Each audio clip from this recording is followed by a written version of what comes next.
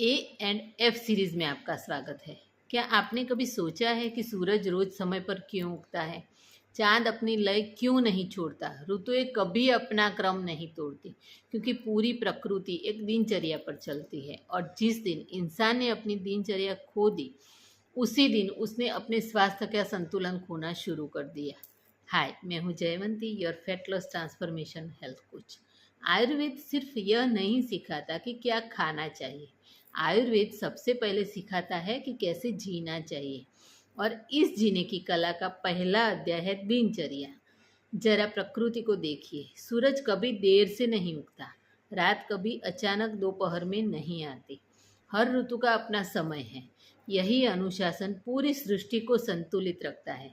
लेकिन इंसान कभी रात 2 बजे सोता है, कभी सुबह 10 बजे उठता है, कभी किसी भी समय खाना खाना शुरू कर देता है और फिर पूछता है कि मेरी सेहत क्यों बिगड़ रही है।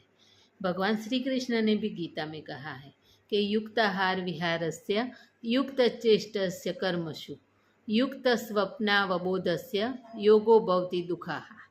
जिसका भोजन, दिन भर की गतिविधियाँ, काम, सोना और जागना संतुलित होता है ना, वही जीवन के दुखों को कम करने वाला योगी बन जाता है।